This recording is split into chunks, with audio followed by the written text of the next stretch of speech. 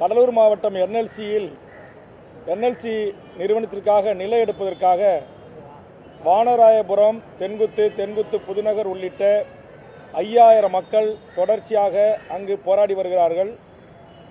அவர்கள் 20 ஆண்டுகளுக்கு முன்பாக 3-1A நோட்டீஸ் வழங்கப்பட்டு அவருடைய நிலங்கள் அவருடைய வாரிசுகளுக்கு பாகப்பிரிவினை செய்து தருவதற்கோ பட்டா மாற்றம் செய்வதற்கோ அனுமதி இல்லை அந்த மாவட்டத்தில்.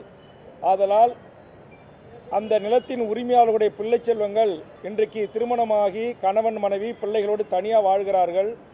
அவர்களுக்கான இழப்பீடோ அவர்களுக்கான வீட்டுக்கு ஒருவருக்கு நிரந்தர வேலையோ என்பதை குறித்து என்எல்சி அவர்களுக்கு தர மறுக்கிறது.